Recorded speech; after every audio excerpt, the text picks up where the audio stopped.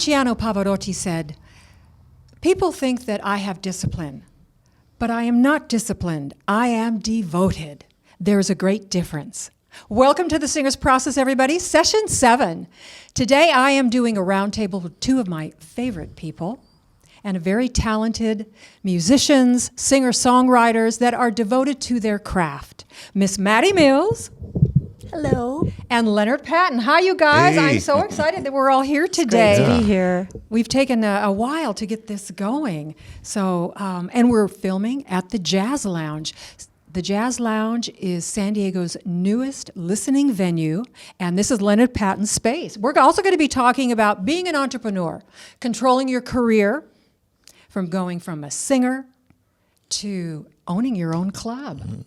How's that been going for you? You've been open. You opened during COVID. You opened during COVID, and you know what? It's been great, and it's just going to keep getting better and better. And you've learned a lot. Learning a lot, still learning. It's a constant process, you know. Yeah, Constantly learning. Going from being a singer, being a musician, to all of a sudden being an owner of your own club. It's kind of crazy. Isn't it? Yeah. So far, you're doing a great job of it. Yes. And I mean, I've known you guys for a very, very long time. Maddie and I, we met back in the late 90s. She was singing alto with me in my vocal quartet, the Party of Four.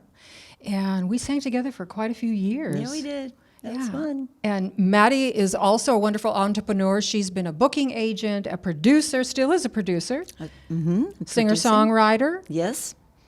What else do I do? She does a lot of stuff. Author, vocal coaching, and a little acting a little bit. So guys, I want to ask you, how did it all begin for you? I come from a family where my father sang, and he was in a barbershop quartet. Oh, nice. Family used to gather around on Sundays, and my mother and I would sit and watch my sister play the piano. My other sister sang with my dad, and it carried on from there. But yet when I got into high school, I was very paranoid to get in front of people. And so it took an audition of bravery for me to get into concert choir. And from concert choir, I moved up to the next level the following year and broke through the intimidation. And that's where it all started. And then at age 16, I got hired to sing at a country and western club with a country and western band. And drinking age was 18, but I was 16. They let me in the back door, and so it was a cabaret style job, and it went from there. Now, on the breaks, did you have to go sit outside? Because I've heard that people that are underage, where there's alcohol, at least back in the day. Back in the day. Yeah, you had to, during the band breaks, sit outside, so you would not be in. That's what we did. Yeah. Go sit out in the alley. Out in the no. With your Sprite. With my Sprite, but I sat in the back. It was all good. So that's where I got my start and sort of went from there. And from high school, I auditioned for a group called Up With People. I remember International them. group of singers or dancers, actually non-singers and non-dancers that become that. You travel the world for a year, you live with host families wherever you go, and then you perform a 2-hour show of songs that are non-religious, non-political, and all about can we just get along. And that's what we did. That's what I did for a year. And then got hired back, made $125 a month as a assistant dance captain for a whole year. I was raking it in. Man. Yeah. Well, people have to understand that back then, I remember my first apartment, it was $130 the entire month. Oh, nice. So that gives you an idea. And a cup of coffee was still a dime, people. It was still a dime. And you, Leonard, tell us a little bit let the audience know, who are you? Who am I? I still don't know. I'm trying to figure it out. They're trying to figure it out. I started singing when I was young, but I was shy. People don't see me as shy because it's not the type of shyness that you have talking to people. I was always outgoing and talking to people, but I was kind of shy in the sense of getting myself out there. First time I ever was on stage, I was at church. I was, I think, 5 years old, and they put me on the stage, and I was too shy to sing, so I did not sing. So first time on stage, I didn't sing. Then as the years went on, I did like children's choirs. Then I I was at Erickson Elementary School in San Diego, and I was in 6th grade. And this was at the point where 6th graders weren't middle schoolers yet. Now they're Right. middle schoolers. It was just 7th and 8th grade. So the choir director at Wangenheim Junior High School came to the school to try to recruit for choir. They had the boys and then the girls, and then everybody sang together. And he took people into a different room to audition, and I kind of followed the group over there. And then when the school year came, when I became 7th grade, I didn't sign up for choir, and the choir director sought me out and said, "You're going to sign up for choir," and so I did. So that's kind of how that started for me.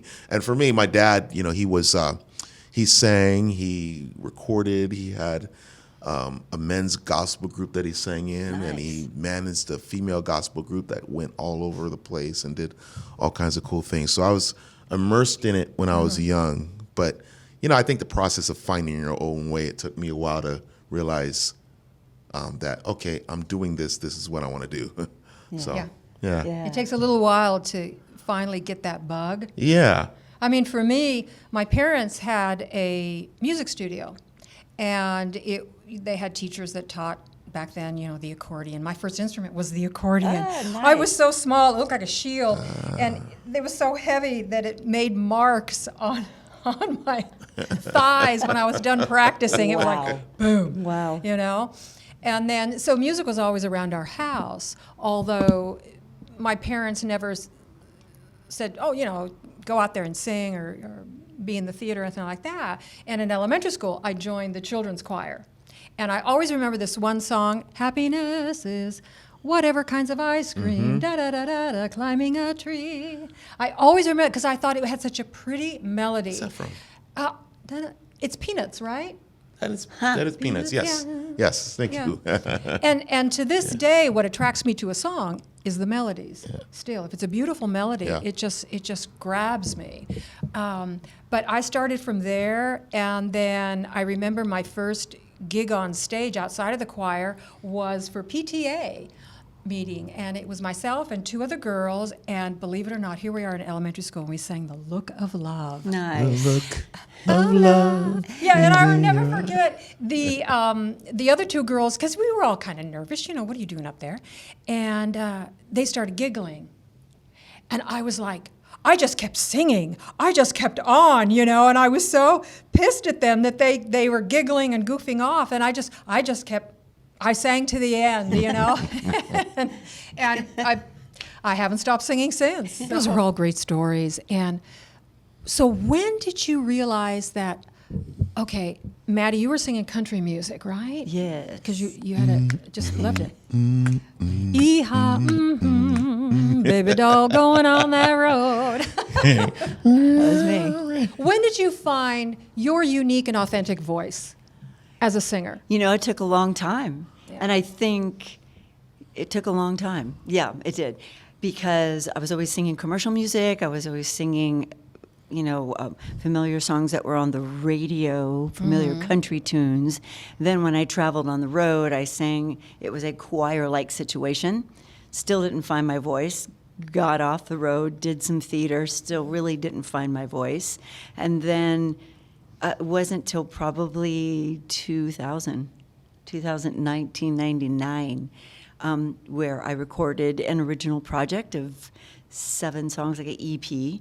And my first song that I recorded, which they were all originals, it took 8 hours to record it because I had one very particular producer who stopped me every step of the way. And really, that was probably the best thing that ever happened. So it was in 2000. Yet, the music that I perform, I don't perform original music today, but when I do perform, it's still commercial music. It's still for events. It's for, private parties, events, etc. But hopefully one day I'll go back. And Leonard, how about you? Going from school choir and gospel music. Yeah, I mean, How'd you get kind to of jazz? grew up singing a little bit of everything. I discovered jazz really after my first college. I was going to USIU at the time, and then after that, I went to Mesa College, applied for the classical music applied program, got into that, but then the jazz band director says, hey, you want to sing with the big band? So I started singing with the big band, and I was taking jazz history at the time. So that's kind of where it all started. So I was studying classical, but really developing my love for jazz at the same time. I would say probably that's where I started to find my own voice. Not that it was one instance, but over the course of the years coming, I was developing that. Part of my own voice is that I've sung everything, so I kind of, I've always been able to do multiple styles because I grew up singing, you know, everything, Wonder and Motown and Michael Jackson and Paul Simon, and I had friends who loved hard rock, so I was, you know, I'd listen to hard rock and when I'd sing the different styles, I mean, I had to I would sing in that style. You know how some people sing the same way every style, and it's like, no, and that's, you know, that it's nothing wrong with that. But so I think in doing that, when I finally found my voice, you know, you find that there's a lot of different colors to your voice and different sounds. You know, your voice doesn't have one color. So somewhere in the 90s, in the process of the 90s, that was really this discovering who I am as a singer and my own voice and what I can do. Your voice is a culmination of all the styles that you've. Same here. Yeah. You know, it was because Exactly. we're singing country today. Right. We're singing Janis Joplin here. Yeah. We're singing Crystal Gale there. Yeah. Emmylou Harris here. It's just all those combos, and you end up borrowing styles that eventually become yours. So you don't never really sound exactly like the artist unless you're going for that. Exactly. Going for that as a career. But Yeah. that's exactly how that happened for me. Yeah. Too. Yeah. I didn't know you studied classical music. Good. I did. Because my first vocal teacher, when I studied privately when I was 15, I started, would nothing but classical music. I mean, I was raised on Puccini, and you know, he would every once in a while, because we sang the music of our generation, right? So I remember when Carole King's Tapestry album came out, ran out and got it and got the vocal selections, and I, you know, came to my lesson and said, I'd like to learn to sing this, you know, I feel the earth move under my feet. And I'm like 16, right? Yeah. And he's like, oh, honey, you're not going to learn anything. You're not going to learn and build your vocal voice with that. And I said, well, can't we just try it? You know, you're 16, you want to sing that music. And so we'd start, and then before I knew it, I don't know how he would do this seamlessly. All of a sudden, that book would go away, and all of a sudden, I would be singing an aria from Puccini. Nice. You know, it kind of, like you guys, it's a culmination of all that you've ever sung. I mean, I sang in a country western band called the Lost Coyotes in the 90s. Nice. For a while, and I really loved it. I found that I had an affinity for the music. But I discovered the direction that I wanted to go into in the 90s when I got out of musical theater and started doing corporate events and started kind of doing this music and that music, because I was raised in classical and musical theater. And so that's pretty much in the box. Yeah. You don't get out of that box vocally to experiment. You know, I think I'll do this little riff over here. No, Lillian, no. Puccini didn't write that, so you're not going to do it. Yeah. So, you know, oh, come on, he'd love it today. If he was around today, you know, he'd say, go for it, you know. But discovering the American Songbook for me, which most of that music is from musical theater, and from there, it just evolved. So, I mean, what are young kids listening to today, and how are they listening to that music? Because a lot of that music is so produced and auto-tuned that what's happening to the natural voice? Are young kids, we talked about this earlier, are they hearing that natural voice of a human being? And you know, the answer is no. And it's not to say this is not obviously a discussion about what's good and what's not good, because you know, I've learned that every generation, kids need to listen, get to a lot of the stuff that's coming out in their generation. So they, I have songs that I remember when I was in 10th, 11th grade and 12th grade, and you share those memories with friends. But I mean, I think all three of us grew up in a time where, before it was all that, the processing. I mean, maybe there was reverb, but That was it. It was live. Yeah. everybody, all the people who were signed to record labels, all the singers. I mean, they discovered them or found them singing somewhere. They were doing that thing like 5-6 days a week in their local town, and so they all could sing. It was all about the pure voice. You'd sing them performing.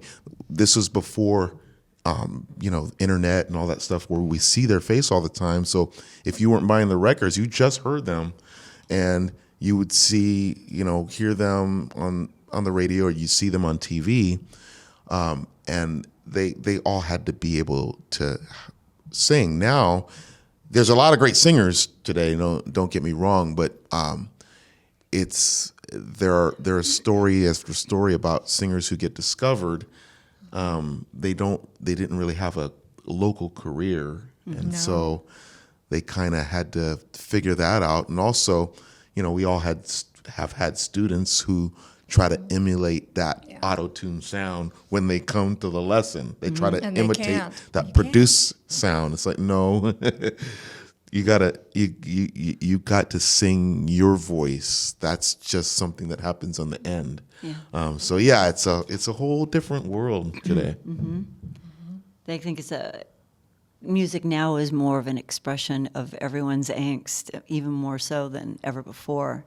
And I find myself separating the student from what they heard to now what they feel. So I ask for them to read the lyrics and close their eyes and think about it and read it as if they were the ones expressing it. It's actually an actor's exercise. And I ask them to put their heart into that and lead with that. Yeah. And so I get they get a different sound, and it's more of a feel, and they can relate to it more. As a matter of fact, I had a student who was babysitting a dog, and the dog had to be held because it was a pandemic dog that was adopted, and she was babysitting it, and I asked her to read the lyrics of the song she was going to sing to this dog, and it changed the whole feel of the song, and when she went to sing it, she nailed it. So it's really a singer's process. And even though the academia of music is so crucial, because I'm always going back to that. Now, I was never trained classically, yet I was trained through acting, voice for the theater. I always go back to some of the classic training, like the breath work and the placement and explaining belting is not the screaming. But yet, for people like Janis Joplin, who emoted her broken heart constantly, she was primal screaming. She was in pain. And this is that expression, and just to let it out. So yeah, it's all subjective, and it really is about the feel, and it's really about emoting your heart and soul in that way now. And finding that. I mean, my very first singer's process, session 1, is about interpretation. And I tell people, write out the lyrics and speak them as if they're dialogue, as if you're, who are you having a conversation with, and what are you singing about? And it automatically will change your phrasing as well. So I think that, absolutely, the style and the interpretation, and then they let everything else melt away. Yeah.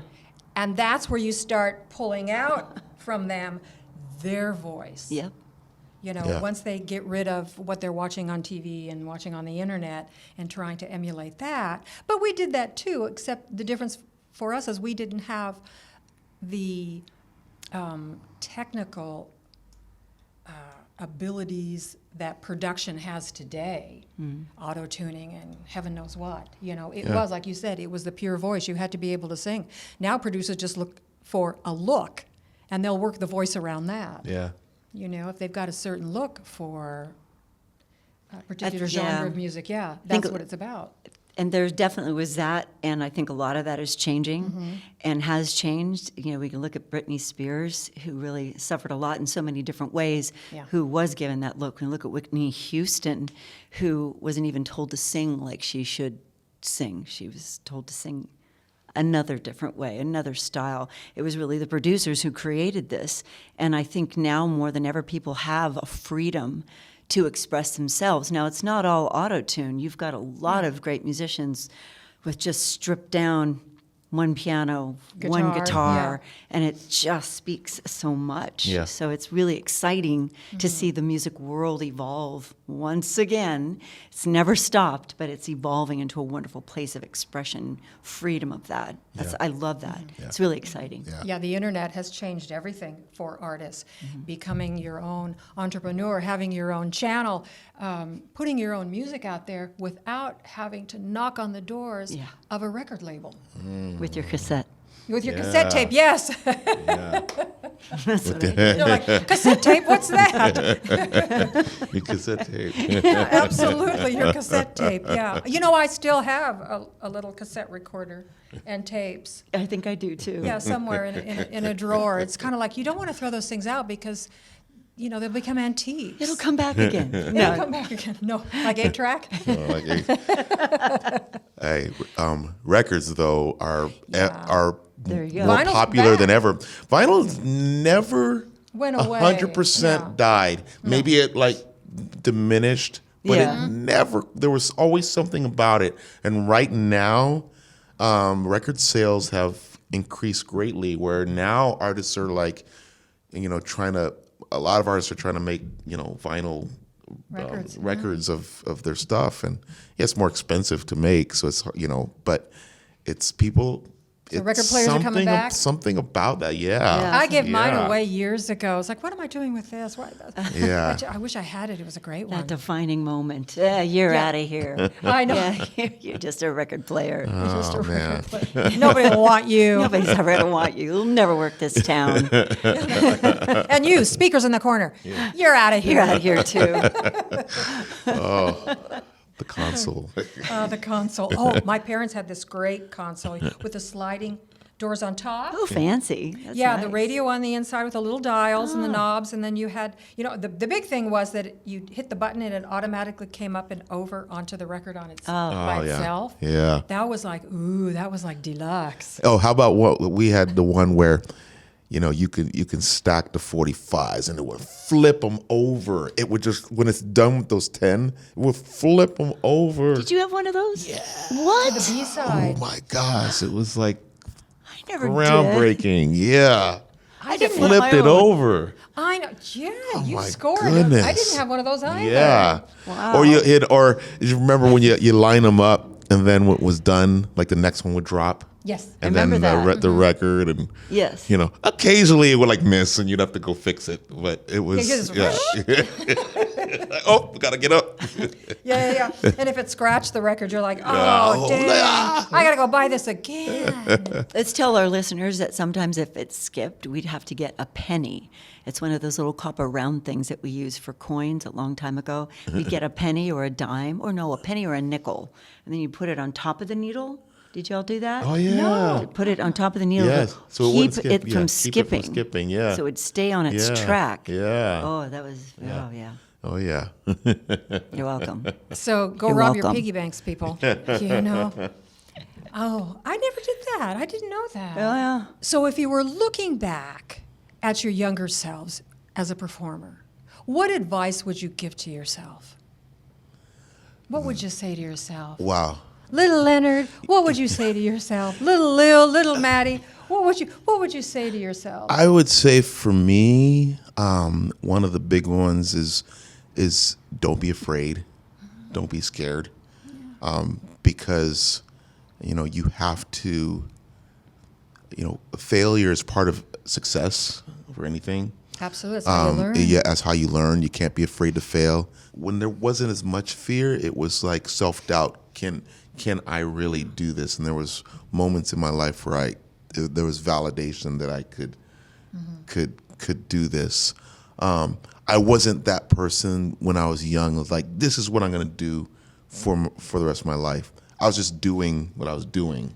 And then you have that moment of discovery. You're just doing what you love, and then, You're okay. being guided, but you just don't know. Yeah. So that's kind of what happens. So, fear is a big factor. And the other thing is, most high schools, if you're like young and in high school, most high schools, they care more about your academics and getting you to the next level of schooling, which is nothing wrong with that, but that's not everybody's path.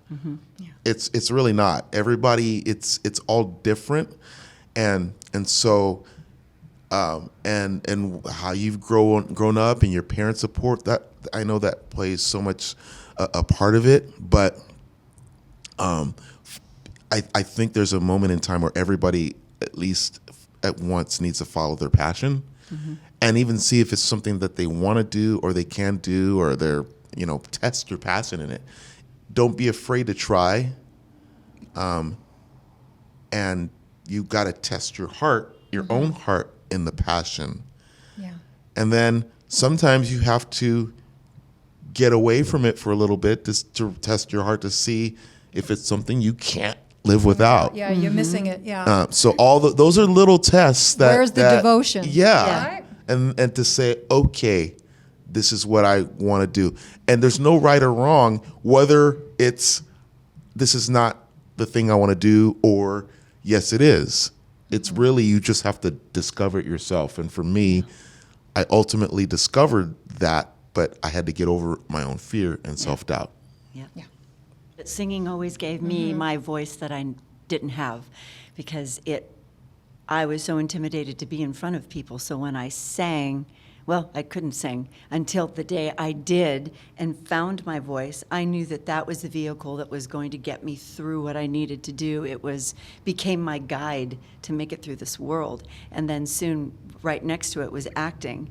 And it was a little bit different in that way. And I think the advice I would give is stop trying to please people and stop trying to prove to people that you can do and be anything and you need me. Get out of the desperation and just be yourself. Yeah.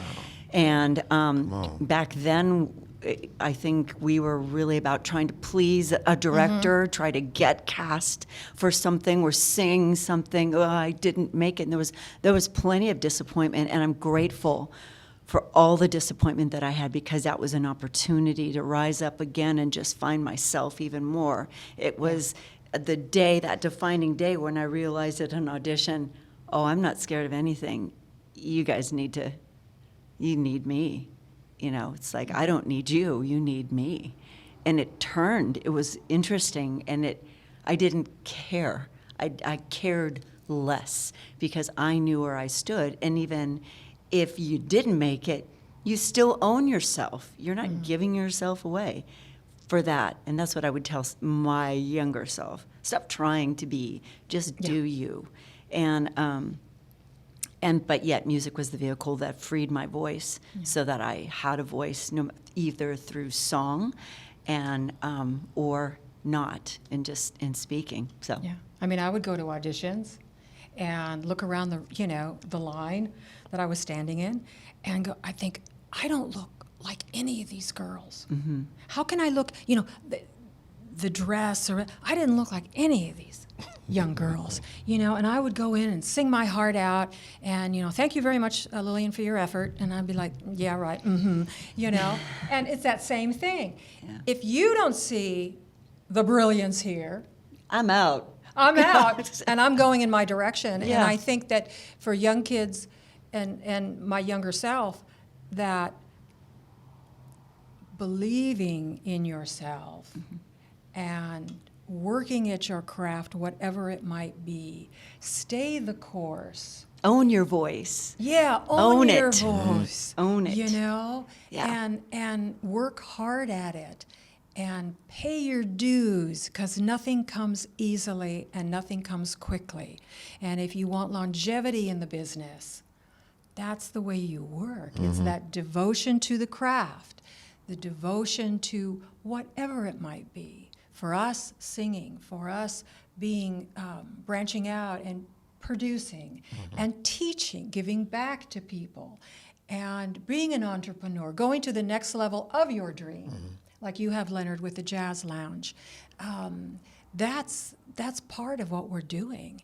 And guys, thank you for being here. This is a lovely way to end this particular session. And we will be back with other sessions from the Singer's Process with these two great people. Thanks for listening.